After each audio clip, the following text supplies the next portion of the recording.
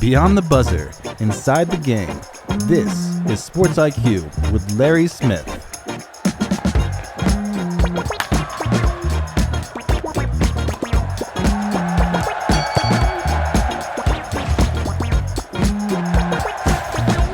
SportsIQ, and here we go. Larry Smith, glad you're with us here on this Monday. Another busy weekend. Hard to believe. October comes in on Wednesday.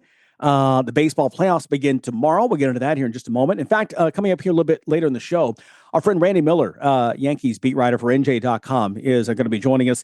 We'll get into him, not only about this Yankees team and where he thinks they fit in these American League playoffs right now. We'll discuss the collapse in the AL Central by the Detroit Tigers. We'll talk a little Mets. Ask him about the National League as well, who he likes out of the senior circuit. Lots coming up on the way. We'll discuss Ryder Cup. We'll discuss WNBA. Crazy action over the weekend. Suspensions, injuries. We have a team that's now out that we didn't see that coming. There's a lot on the way. So we'll get to all of it. Again, we appreciate you here every single day, Monday through Friday, as we're here for the hour, everywhere, not only on radio stations, also on Spotify, Apple, wherever you get your podcast. We are there for you. Great conversation here is what we do on Sports IQ. Let's start with Major League Baseball. The regular season is now done.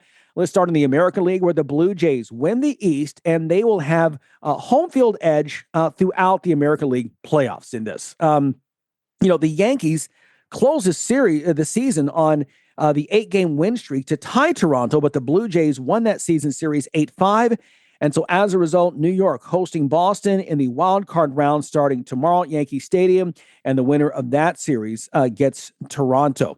Meanwhile, it is the Guardians taking the AL Central, and they won it when the Red Sox actually beat Detroit on Sunday, and then they got a walk-off home run to cap it off in style on Sunday. Cleveland, amazing, 15.5 games back on July 1st. And so they complete the largest comeback in Major League Baseball history. They were 11 games back on September 4th, the biggest September rally ever as well, 15-1 down the stretch. Detroit, meanwhile, went 6-15 during that time. It's amazing just the collapse we saw there of Detroit, the worst we've seen in divisional play since 1978 when the Yankees were 14 games down. Of course, if you're a Cub fan, first off, if you remember 1969, you're an older Cub fan, but we remember the 1969 and what happened there just was unbelievable. So Detroit, their reward for backsliding into the playoffs, they get to go to Detroit for the wild card series. Game 1 of that series comes up on Tuesday. The winner gets Seattle. Again, we'll talk more about this with Randy Miller here coming up in just a moment. Meanwhile, in the West, of course, Seattle coming on strong late. They win the AL West. Houston, as a result, not only not the division winner, but also they miss out on the wild card. So the Astros missing the playoffs for the first time since 2016. They lost 6 of their last 9 games to close the season. But no bigger collapse down the stretch than the Mets in the National League. Yesterday, the 4-0 loss to the Marlins, that gave the surging Reds the third and final wild card spot in the National League. The Mets had the best record and best ERA in Major League Baseball back on June 12th, but then went on to go 38-55 the rest of the year, the 5th worst record in Major League Baseball in that span. Unbelievable. So the National League playoffs set up like this. San Diego at Chicago in one wild card round. The winner of that series goes on to face Milwaukee. Cincinnati is at LA in the other, and they go on to face Philadelphia in that. Speaking of the Phillies, Trey Turner winning his second batting title, hit just 304. That's a National League record for the lowest average ever to win the title. Turner becomes the first Philly since Richie Ashburn back in 1958 to win the National League batting crown. In the American League, it was Aaron Judge. He takes the batting title, hitting 338 in that one. And so amazing here, some of the records that were set. Only 7 players in Major League Baseball hit above 300.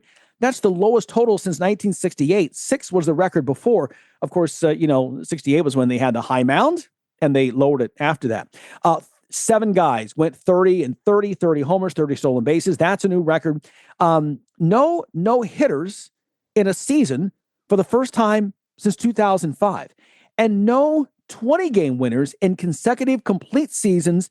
That's the first time in Major League Baseball we have not had that in back-to-back seasons. So certainly an unusual 2025. We talked about the pitching, but again, the new analytics, guys, pitching maybe 5-6 innings, not going the distance. And so again, it's just a change in the way that things are done there. NFL season will continue tonight. This week wraps up week 4 with a couple of games. One, it's the something's got to give matchup in Miami when the Dolphins hosting the Jets. Both are 0-3. The other game, there's 2 games tonight. Cincinnati is at Denver. Bengals coming in 2-1, and Denver is at 1-2. Did you stay up late last night and watch Sunday Night Football on NBC? Is that why you're a little groggy, a little dark under the eyes? Long game that was crazy. Dallas and Green Bay finishing at a 40-all tie, second highest tie in an overtime game in NFL history. The new rules, of course, going through, so they played all the way through to the end. Rally late, it was crazy. They traded touchdowns late in the game, traded scores, and then finally Dallas kicking a field goal first, and then Green Bay driving, trying to get the game-winning score. Jordan Love, with no timeouts left, throws ball into the end zone. Luckily for him, it's batted down on third down with 1 second left. They get the field goal and tied at 40. Crazy night in Jerry World.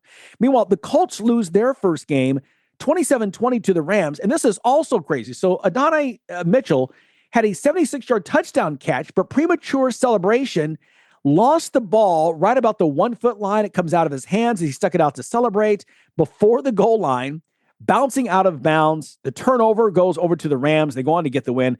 They're now 3-1, as the Colts are as well. Matthew Stafford, 375 through the air, 3 touchdowns as well. Detroit goes to 3-1. They get the 34-10 win over Cleveland. The Bills 4-0, 31-19. They got the win over New Orleans. The Eagles also 4-0, 31-25 as they beat the Buccaneers. A surprise here, Jacksonville 3-1 now, 26-21 win at San Francisco. Parker Washington with the punt return for a touchdown. Also the Jags, 4 takeaways, turning them into 17 points. Jacksonville, more takeaways already through 4 games this season than in all of 2024. And then, of course, later on, after the game, there is the war of words. First-year head coach Liam Cohen was offended by Robert Saleh, saying that they had an elaborate sign stealing scheme, and so there were some words exchanged there after the game. Cohen basically, in the clean version, said, "Keep my name out of your mouth." Some other words in there that he included, but I'm going to skip those. No need to get into that right now, if you know what I'm saying. So that's okay. Meanwhile, some other winners. How about Kansas City? After the 0-2 start, they're showing some life suddenly. Patrick Mahomes becomes the youngest quarterback ever to throw for 250 touchdowns. He had 4 in the game as KC over Baltimore, and suddenly all kinds of problems now for the Ravens. A slew of injuries, including Lamar Jackson, didn't finish this one. He had the hamstring injury, had to leave the game. Cooper Rush came in his place. But right now, the Ravens, they're beaten up. They're only 1-3. And what was a promising season early on, given they've had to play the Lions, Bills, and Chiefs, 3 of the winningest teams from last year, right? So, but still some issues right now there in Baltimore. Some other winners: the Chicago holds off, blocked field goal there at the end of the game to get the win in Las Vegas. Pittsburgh also a winner. The Falcons got the win. New England on top. The Giants get their first win of the season with rookie quarterback Jackson Dart coming through in his NFL debut. Also, Houston getting the win, keeping the Titans winless. Tennessee now 0-4 with number 1 overall pick, former Heisman Trophy winning quarterback Cam Ward at the helm. Struggles right now in Nashville. They go to 0-4 in that one. Okay, we've got much more coming up. We've got Ryder Cup, little college football happening as well. And again, Randy Miller is joining us too. We are just getting started here in the Sports IQ. Stay with us. Much more to come right here.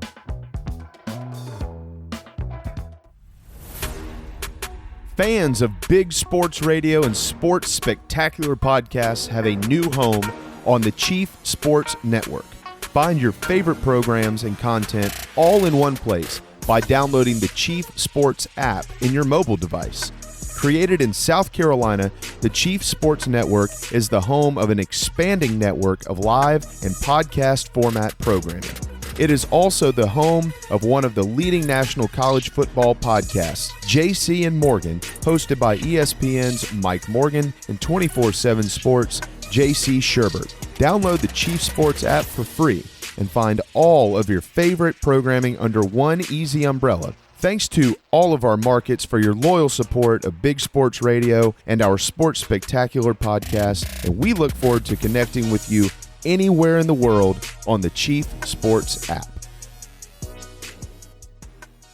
Attention business owners. Have you filed for your employee retention credit and been approved? Are you now waiting for your refund check from the IRS? Instead of waiting months to a year plus, how would you like to get your ERC money in about 10 days? Now you can. With ERCmoneyUpfront.com, we help business owners that have filed their employee retention credit and been approved to get their money faster. If you're getting between $75,000 and $5 million, we could get you up to a 70% advance on that money in about 10 days. To learn more about how you can get your ERC money faster, call this number right now. Speak with one of our funding specialists and have a text sent to your cell phone with details. 800-279-0419. 800-279-0419. 800-279-0419. That's 800-279-0419. This is not a loan product except in California. An offer is not available in the state of Massachusetts.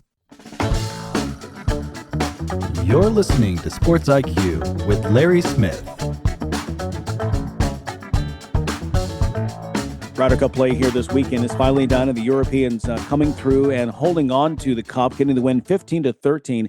If they had tied 14-14, then Europe would have retained the cup. Luke Donald becoming the first European captain in decades. I think it was 30 years, I think. Bernard Longer, I think, 91-93 I saw, where he the first to retain the cup.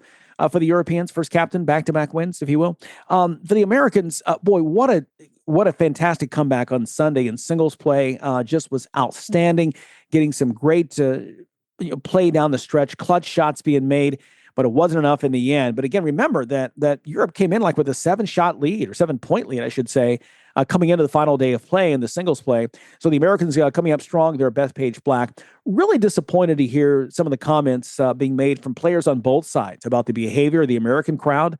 I've talked before about, and I've covered several majors. I'm going to guess more than a dozen majors in my career, Masters and U.S. Opens and PGA Championships. And I've mentioned before in this space that one of the surprises for me at Augusta National was just how loud Amen Corner is. But it's not directed at the players. It's just people being loud, boisterous, drinking, having a good time, laughing. It's noise in the background. It's not yelling and screaming and whatever at players. But that's what was disappointing. Rory McIlroy even made the comment later that, a reminder when they go back, in 2027 over to Ireland to remind, the fans there to have some kind of decorum. When I saw myself on Sunday on TV, I didn't see that, but it doesn't mean it didn't happen. Clearly it did, because there's so many, again, players on both sides saying that. But disappointing, and let's just try to be better. You know what I mean? Let's make sure that, like you said, golf it's a great game, and I would like to think as hosts that we can act responsibly, if you know what I'm saying. So, but the Ryder Cup, we talked last week, U.S. seems to never do well in these things, but I was encouraged what I saw on Sunday. Hopefully they can take this and carry on into the next team event. So, okay, I want to get to college football right now because crazy in Arkansas. The Hogs get run out of their own stadium by Notre Dame, 56-22, and afterwards on Sunday, the team fires Sam Pittman. We kind of knew he's been on the hot seat for a couple of years now. 32-34 was his record in his 5 seasons. His buyout is about $10 million. Somebody's writing that check down there.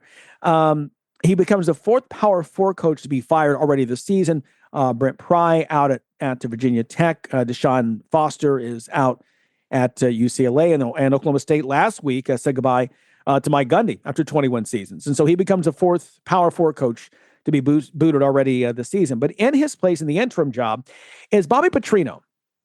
Interesting name, 64 years old. He's been a success. He's a great head coach. He's done this at Louisville. He's done this at Arkansas before. He tried the Falcons and he quit, before 1 year was over. But he's a guy also, remember last time he was at Arkansas, he had him rolling 34-17 in 4 years. But if you recall, he had the motorcycle accident, embroiled in scandal with the young staffer he just hired. who later there was talk of an affair. She moved on with her life. He stayed married through all this, but there was just a scandal there, and him showing up battered and bruised in a neck brace, showing up at the press conference, and the athletic director fired him later after that, said that he had cause because some of the things that happened. So here's the thing. Bobby Petrino certainly can coach. He's already beginning to put his team together. He promptly, hours later, fired the defensive coordinator and 2 other defensive assistants.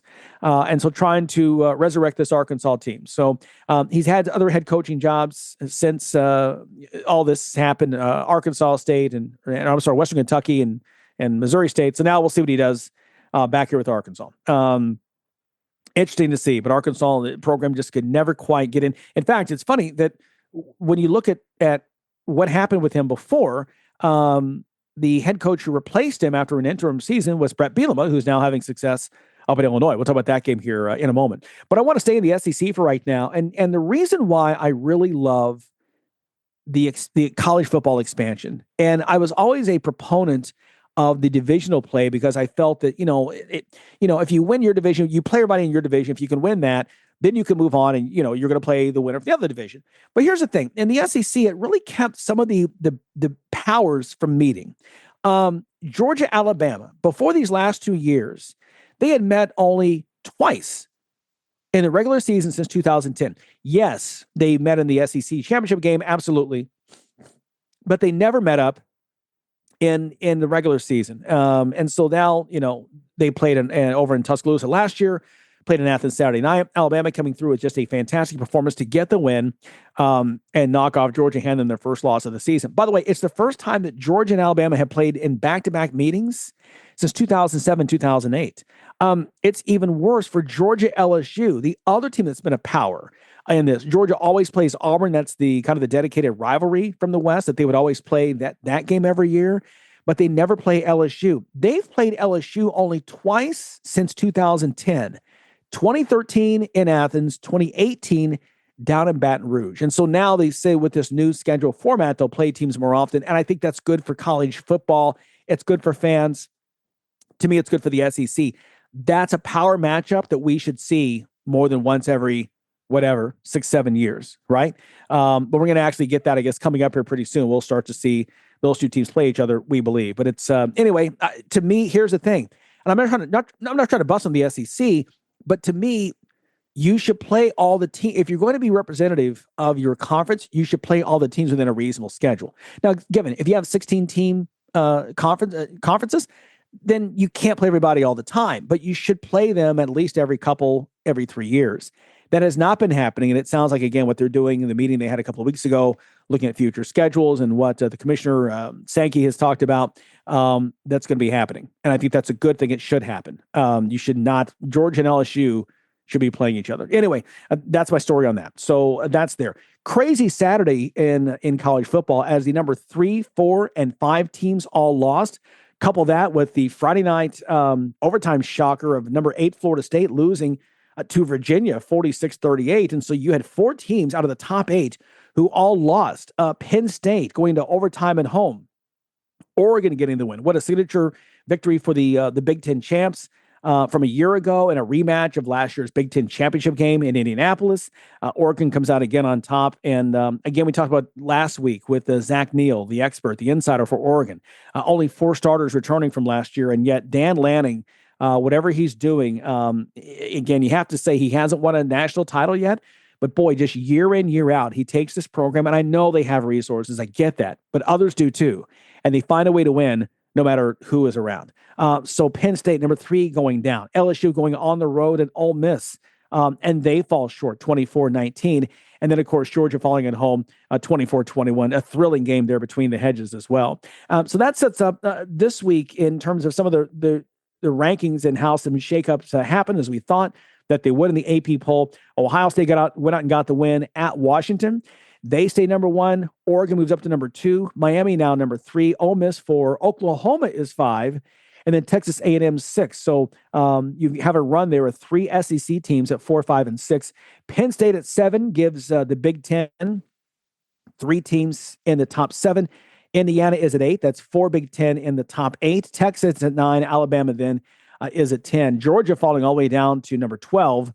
They fall 7 slots. LSU falling 9 slots. So they basically switched. It was LSU at 4, Ole Miss at number 13. They just switched spots. Ole Miss now at number 4, and LSU is at 13. And again, with so many more big games coming in the SEC. We talked earlier about in the Big Ten and the other matchup involving top 25 teams. It was number 21 USC and number 23 Illinois. The Illini coming off that 63-10 butt whipping at Indiana. They come through on this, but boy, what a crazy game in Champaign. Illinois was up 2 touchdowns, 31-17 early in the fourth quarter, but gave up 2 touchdown passes from Jaden Maiava to his star receiver Lemon, who had a career-high 11 catches. They also connected on a 2-point conversion as well to take the lead. But bad clock management by Lincoln Riley. He leaves like a $1:55 on the clock. Luke Altmaier drives Illinois down the field. He took advantage of a pass interference call as well. 8-play drive. The pass interference call, 1 pass from Altmaier, 6 runs, and David Alano with a 41-yard field goal to get the victory. So Illinois, for a moment, looked like they were going to start the season 0-2 in the Big Ten. They come out on top, 4-1. They hand USC their first loss, knock the Trojans out of the top 25 this week in both polls. Illinois moves up 1 spot to number 22. They're at Purdue this week. And speaking of Indiana, after that 63-point performance at home against Illinois, they come out and get the 2015 win at Iowa. Iowa had a chance to take the lead late in the game, but missed a field goal when it was tied at 13. Indiana comes back and gets a touchdown pass to go ahead.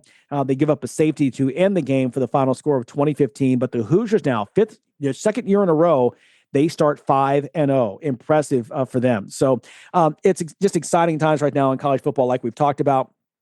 Crazy, all the coaches being fired. But the drama, again, was outstanding to watch that with the 2 matchups back-to-back. The top 10 matchup in the Big Ten, the top 20 matchup in the SEC, both Saturday night going at each other. This is what we're here for. Fantastic stuff. Okay, we've got much more to come here. Randy Miller talking a little baseball, the Yankees beat writer, as we get ready for the postseason beginning tomorrow. That's next here on the Sports IQ.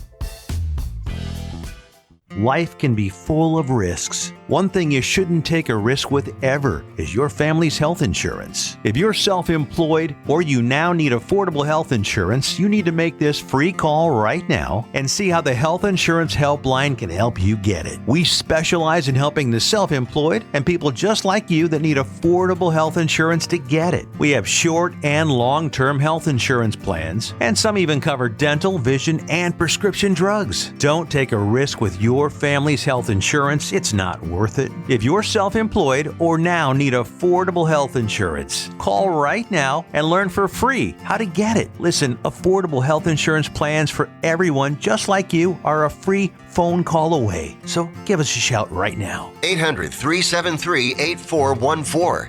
800-373-8414. 800-373-8414. That's 800-373-8414. How is your car payment treating you? What if I told you you could make a free phone call right now and reduce your car payment by as much as $83 a month? Look at your car payment closely. You could be paying as high as 20% interest.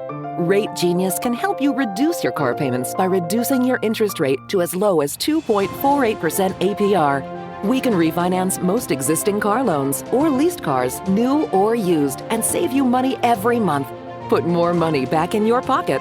The call is free to find out how low we can lower your car payment. 5 minutes of your time right now could save you hundreds of dollars a year. Call Rate Genius now. 800-425-1161. 800-425-1161. 800-425-1161. That's 800-425-1161. Not all applicants qualify for a loan or rate savings. Actual offer terms, including APR, are determined at the time of your application based on creditworthiness, value of the vehicle, loan term, and other factors. If you're a diabetic, we have great news. You can end the painful finger sticks with a new CGM. Plus, they may be covered by Medicare, Medicaid, or private insurance. If you test and inject daily, you may qualify. Call US Med now to learn more. 800-390-5160. 800-390-5160. 800-390-5160. That's 800-390-5160. You're locked in to Sports IQ with Larry Smith. Welcome back here to the show. We were talking earlier about Major League Baseball. Regular season is over. The playoffs are here. Yankees, of course, right in the thick of things. And joining us once again, a friend of the show, Randy Miller. He's the Yankees beat writer for NJ.com. Randy, we were just talking about Aaron Judge winning the batting title here in the American League. And you were saying really this guy is just, he's reached that status to where he is a true bona fide, one of the biggest stars in baseball. And you're saying you've got a story coming up this week about him. Yeah, I spent about 20 minutes with Aaron recently talking to him about what it's like to live in his life, what it's like to be in Aaron Judge's shoes. And he had mentioned something early this year to Bob Nightingale, USA Today, about how he doesn't go out of the hotel much. So I dove into that a lot more and talked to a lot of his teammates, the Yankees security, what it's like protecting him, Yankees PR people. Just getting to go around the stadium to do anything. It's a pretty crazy life, and he's as fan friendly as it comes. But this is a guy that when he walks outside, now he has a little baby. When he walks outside in New York, he's kind of on guard at all times because he comes from small town California, a really small town, and he's had to adjust to this. And now he kind of gets it like Michael Jordan in a way. So that's coming up on Tuesday a.m. I'm writing a long 3,000 word piece on that. Okay. Yeah, we can't wait to see that. NJ.com. Go to that again. Randy Miller writing that piece. These Yankees coming in, they're in the wild card spot because they lost the season series to Toronto, but 8-game win streak to end the season to tie Toronto atop the division.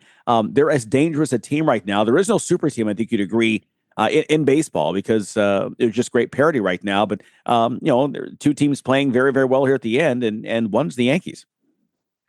The Yankees have had 3 stages to their season. They really started out 42-25. They sweep in Kansas City. They're in first place by 4 games. And then they go to Boston.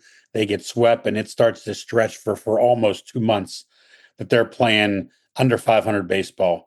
And people in New York, of course, are going crazy. The Yankees are struggling. They're near possibly going to miss the playoffs. They make some additions at the trade deadline to strengthen the bullpen, bring in a third baseman. Ryan McMahon hasn't hit much, but he's been a very good fielder.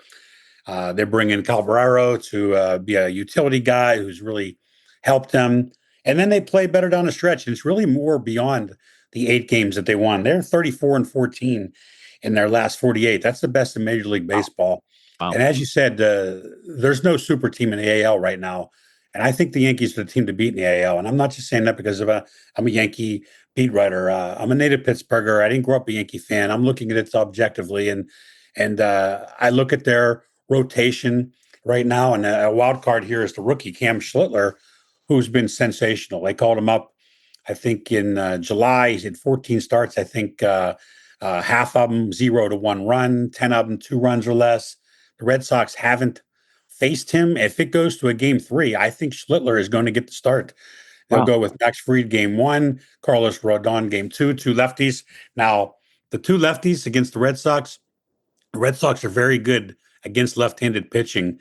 Rob Refsnyder, one of Judge's best friends, by the way, a former Yankee, big-time prospect who played with him for a little bit. He's a tremendous hitter against left-handed pitching. Bregman, I believe, is a lot better against left-handers. So game 1, great matchup. You got Max Fried versus Garrett Crochet, 2 of the best in the game, 2 lefties.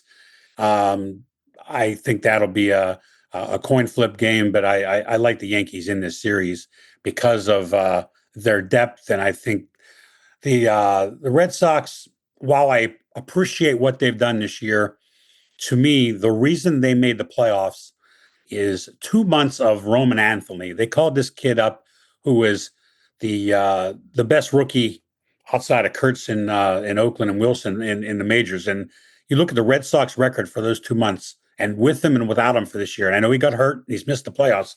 That's when they really took off from being under 500 to challenging for the division title. And they kind of hung on at the end barely in a weak AL to get in the playoffs. But I don't think that they can match up with the Yankees hitting. The Yankees have scored the most runs, hit the most homers. The Red Sox are middle of the pack. The Red Sox have a little better bullpen. The Yankees are better, but it'll be a fun series. It's Yankees-Red Sox in Yankee Stadium. The Red Sox won the season series 9-4. The Yankees won the last series when they were playing better, and I think the Yankees will prevail. It's only a 3-game series, but I think they'll prevail. Yeah. The other wild card series is really interesting. We've all watched in, shock and awe, the complete free fall of the Detroit Tigers from 15.5 points up on games up on July 1st. I think 11 games up, like September 4th. And Cleveland comes in, wins the AL Central. Those two teams now playing in the wild card. Your thoughts on the East in terms of Cleveland getting just some outstanding pitching in September to come in, and I think they've won 15 of the last 16 games, I believe it was. If you take away what the Yankees have done, they're the next hottest team. I mean, their September was one of record.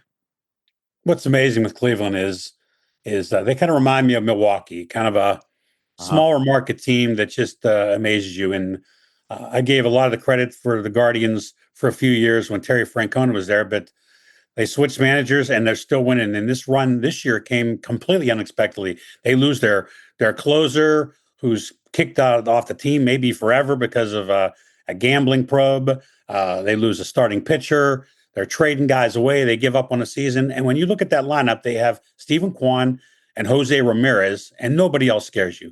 You look at the rotation, it's everything's okay. And then you look at Detroit, and Detroit had this. They were the best team in the league for a while. I always questioned, did they have enough hitting? I thought at the deadline that they should have added really some offense, and they didn't. But they're in the easy division, and it just blew me away how they completely blew it. And then you look at what Cleveland did, the Guardians. That was the biggest comeback in Major League history. 15.5 out of first place in July, 10.5 out in September. To come back and win that division, amazing. That'll be an interesting first round series, but whoever wins that series goes to Seattle. Seattle right now is very dangerous.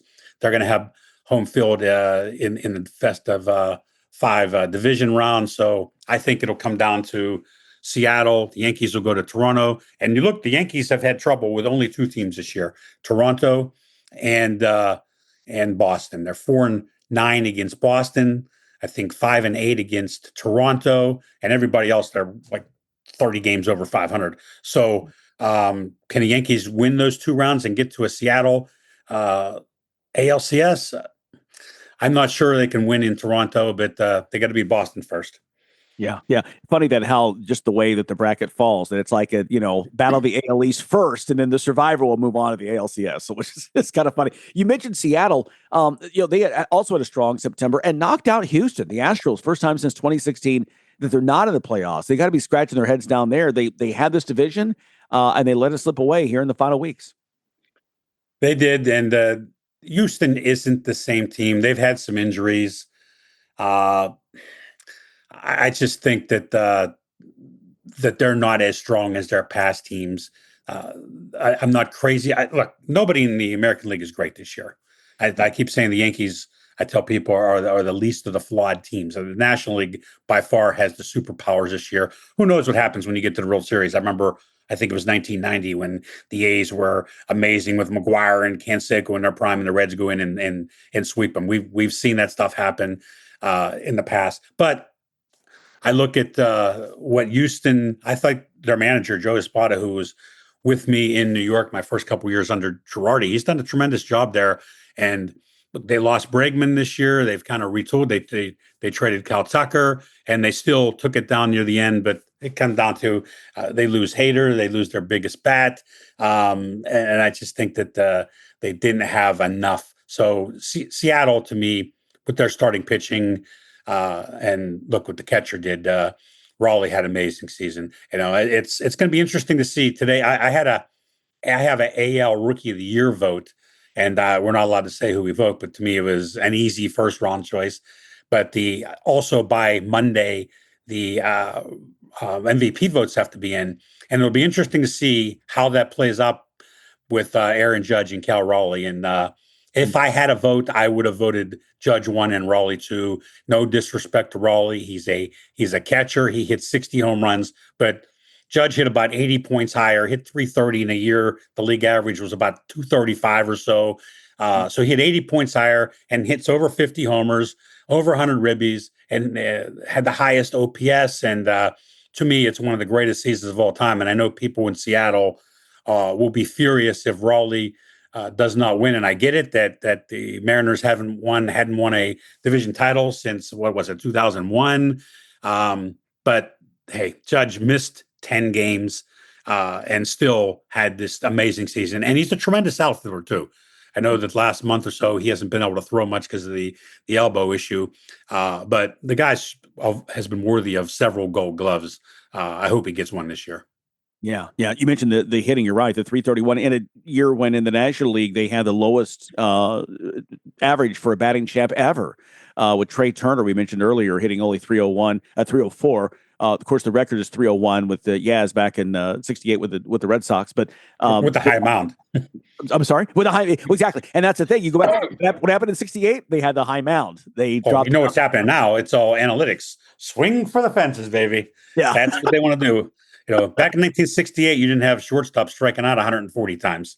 Right, exactly. Yeah, great point. I'm curious what you and I agree with you on Judge, the season he had. We were talking back early in the season, he was flirting with 400 in May.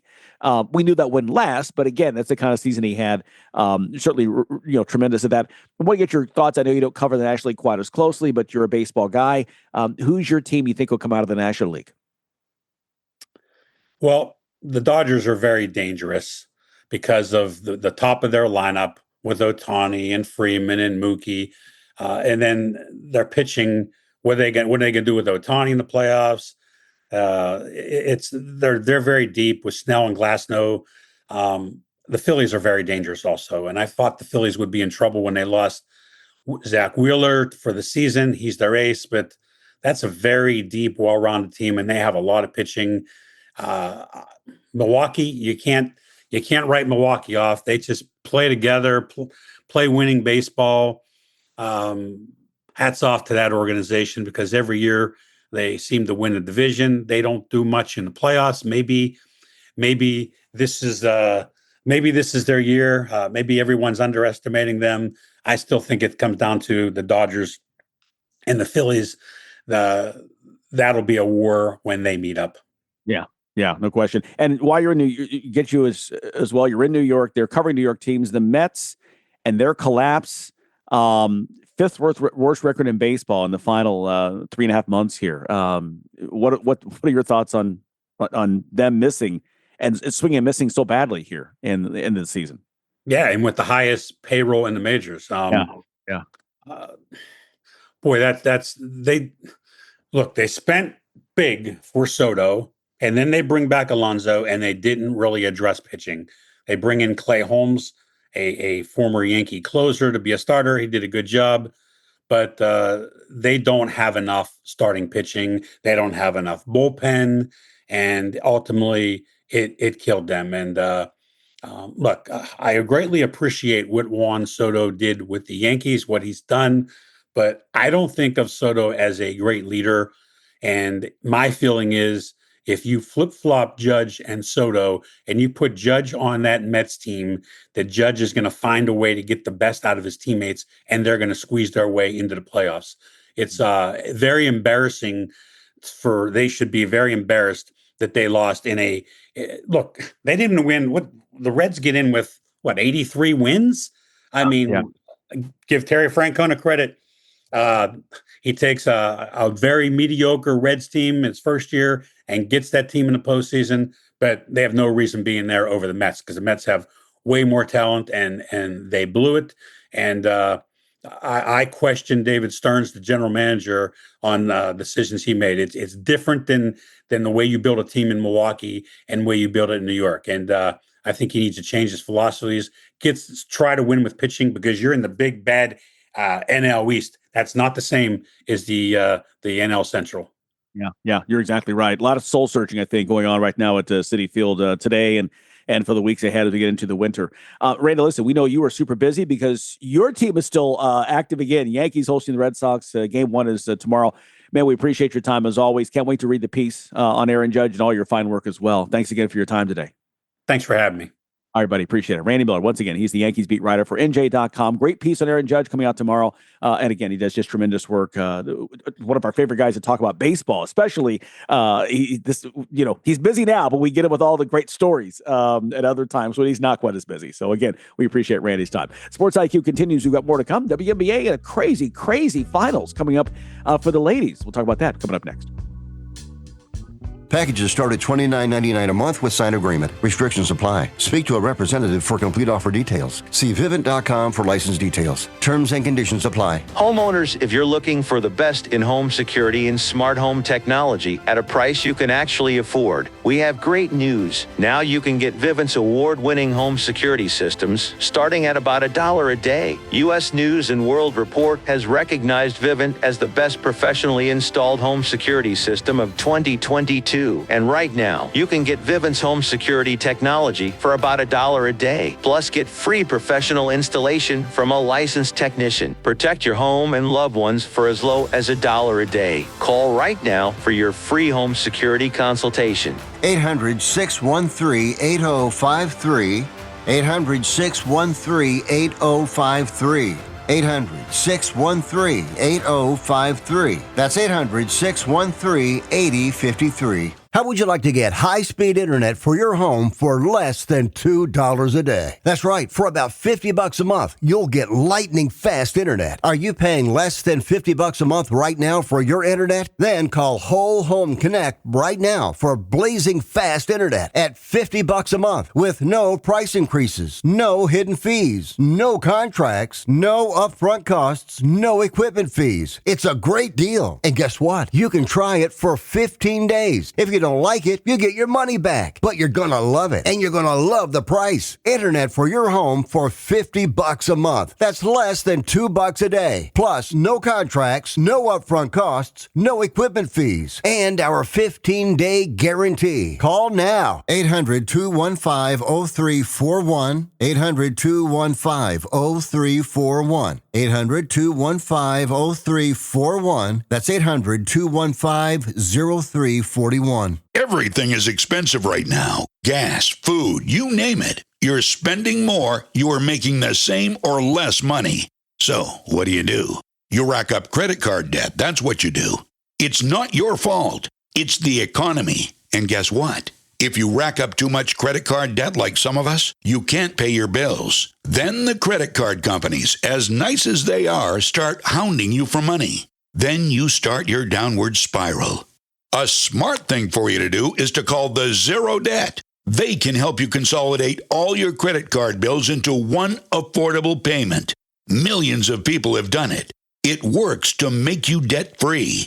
Make this free call right now. It costs you nothing to learn more. 800-507-7293. 800-507-7293. 800-507-7293. That's 800-507-7293.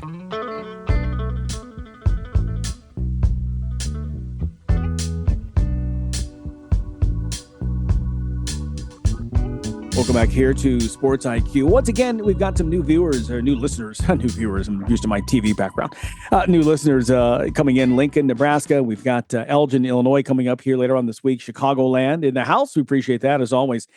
Just so you know, I'm Larry Smith, longtime guy, CNN Sports, Turner Sports, WNBA on Ion, news anchor in Atlanta and Washington and Lexington, Kentucky. And now I'm here with you every day. It's great. It's been a lot of fun. My producer, Tony Cordero, we've known each other for more than 30 years, going back to 1993 when I joined CNN Sports. Longtime CNN Sports producer there. Also has been a sports producer in other arenas for his whole career. So great to have him here. And the third member of our team, Josh Ewing, just an outstanding sound guy, musician. He's the audio architect behind several true crime podcasts. He's worked with radio talent all over the U.S., composed music for commercials, video games, TV shows all over the world. And so we're very lucky to have his talents with us as well. But we make up Sports IQ with Larry Smith. As we say, 3 states, 1 love, baby. That's the way we say it. But it's been fun here to do this for you every single day, Monday through Friday. Labor of love for all of us as we get a chance to have some great conversations all the way through. Be sure if you get a chance, if you have access to the our podcast archives, both on Spotify and on Apple, go back and look at some of the other guests we've already had on here. Matt Snyder at CBS Sports, Isabel Gonzalez, CBS Sports, Jerry Palm, Robbie Callan. I mean, the list goes on and on. Mike DeCourcy's been on. Al Bernstein, the Hall of Fame announcer. Dan Hicks of NBC Sports. So, yeah, it's been a lot of fun to get a chance to bring these perspectives to you every day. And so we're not going anywhere. We're going to continue to do that. We talked about the Major League Baseball playoffs getting underway, and I wanted to get into some of the numbers. I'm a big fan of Front Office Sports. I enjoy stopping and reading their newsletters when I get a chance. They had a great comparison in terms of some of the money spent for this year for the playoff teams. How about Cleveland coming in 25th largest payroll? So they are one of the cheapest teams anywhere, $121 million. And they're in the Cincinnati Reds, not far ahead of them. They spent $141 million this year. They ranked 22nd in salary. Compare that to the New York Mets. Almost $341 million is what they spent to completely collapse at the end of the season and go nowhere. And as we said earlier, both the start of the show and last segment with Randy Miller, a lot of soul searching right now going on out there in Queens. They've really got some issues. $341 million spent, and you don't make the playoffs. A reversal of last year when they started slow, came in hot, made it to the NLCS. This time they started hot, and then really just fell off a cliff. Was not good there. So that's there. Major League Baseball, by the way, strong showing at the gate, 71.4 million fans. That's the first 3-year improvement since 2007.